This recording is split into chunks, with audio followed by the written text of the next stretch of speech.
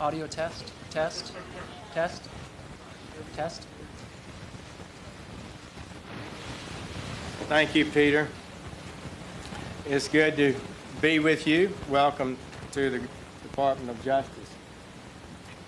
Jody, thank you for being with me. He is my chief of staff, and Jody has been almost 20 years in the Department of Justice. Let me share a few thoughts. First, about the comments that I made to the committee that have been said to be incorrect and false. Let me be clear. I never had meetings with Russian operatives or Russian intermediaries about the Trump campaign. And the idea that I was part of a, quote, continuing exchange of information during the campaign between Trump surrogates and intermediaries for the Russian government is totally false. That is the question that Senator Franken asked me at the hearing, and that's what got my attention as he noted it was just breaking news, and it got my attention, and that is the question I responded to. I did not respond by referring to the two meetings, one very brief after a speech, and one with two of my senior staffers, professional staffers, with the Russian ambassador in Washington, where no such things were discussed. In my reply to the question of Senator Franken was honest and correct as I understood it at the time. I appreciate that some have taken the view that this was a false comment. That is not my intent. That is not correct. I will write the Judiciary Committee soon, today or tomorrow, to explain this testimony for the record. Secondly, at my confirmation hearing, I promised that I would do this. If a specific matter arose where I believed my impartiality might reasonably be questioned, I would consult with the department ethics officials regarding the most appropriate way to proceed, close quote. That's what I told them at the confirmation hearing. I have been here just 3 weeks today. A lot has been happening in this 3-week period. I wish I'd had more of my staff on board, but we're still waiting for confirmation for them. Much has been done, much needs to be done, but I did and have done as I promised. I have met with senior officials shortly after arriving here. We evaluated the rules of ethics and recusal. I have considered the issues at stake. In fact, on Monday of this week, we set a meeting with an eye to a final decision on this question. And on Monday, we set that meeting today. So this was a day that we planned to have a final discussion about handle this. I asked for their candid and honest opinion about what I should do about investigations, certain investigations. And my staff recommended recusal. They said that since I had involvement with the campaign, I should not be involved in any campaign investigation. I have studied the rules and considered their comments and evaluation. I believe those recommendations are right and just. Therefore, I have recused myself in the matters that deal with the Trump campaign. The exact language of that recusal is in the press release that we will give to you. I've said this, quote, I have now decided to recuse myself from any existing or future investigations of any matter relating in any way to the campaigns for President of the United States.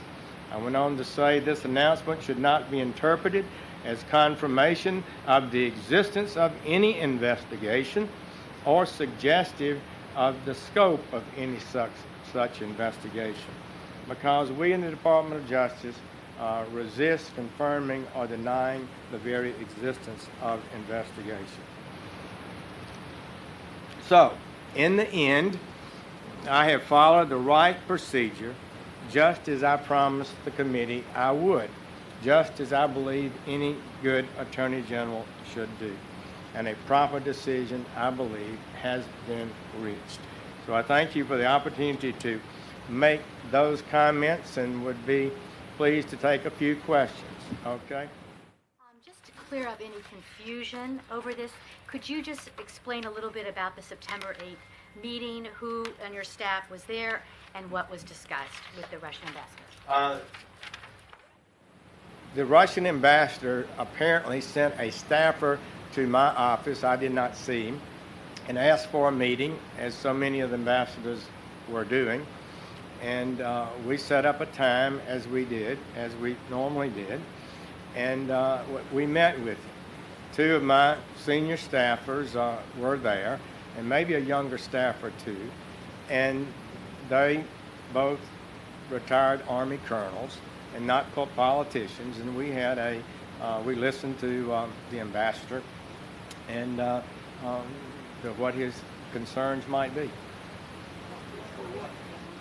Well, it was just normal things, such as I started off by saying, I don't remember a lot of it, but I do remember saying I had gone to Russia with a church group in 1991, and he said he was not a believer himself, but he was glad to have church people come there. Indeed, I thought he was pretty much of an old-style Soviet-type ambassador. And so we talked about a little bit about terrorism, as I recall, and somehow the subject of the Ukraine came up. I had the Ukrainian ambassador in my office the day before, and to listen to him, nothing that Russia had done nothing that was wrong in any area, and everybody else was wrong with regard to the Ukraine. It got to be a little bit of a testy conversation at that point. It wrapped up. He said something about inviting me to have lunch. I did not accept that, and that never occurred. I don't recall, but most of these ambassadors are pretty gossipy, and they liked, this was in the campaign season, but I don't recall any specific political discussions. All right. Meetings. Do you recall meeting with Ambassador Kislyak any other times? I don't recall having met him. I mean, it's possible. I'm on Armed Services Committee and things happen, but I don't recall having met him before those two meetings. Sanctions, did he sound you out on the question of sanctions, and why do you think he sought the meeting with you? Did he consider you a representative of the Trump campaign? I think ambassadors are always out trying to find out things and advance their agenda. Most of the countries that ambassadors I met with, they would lay out the case for Ukraine would lay out its case, Poland laid out its case, Latvia, Lithuania, Hungary, Japan, Canada, Australia. I met with all of those ambassadors over the year, and so I think that's why they... Did you consult with the White House about your decision? And just to follow on the last question, with hindsight, do you believe that this is a coincidence that the Russians asked you for a meeting, or do you believe you were targeted because it came at the height of Russia's interference, and at the same time, then candidate Trump was giving an interview to RT saying that he didn't believe there was anything to the reported interference? I don't recall and don't have a sense of any connection whatsoever about that. I'm not sure I even knew when we set up the meeting, what was going to be going on in the world at the time. So I can't speak for what the Russian ambassador may have had in his mind. Have you met with any other Russian officials or folks connected to the Russian government since you endorsed Donald Trump? I don't believe so. We meet a lot of people, so. From those two meetings you discussed with the ambassador? I don't believe so. General Sessions, the White House press secretary and the president himself both said today that they think you should not recuse yourself from these investigations. Did you do that? I did share with White House counsel or my staff has, that I intend to recuse myself this afternoon.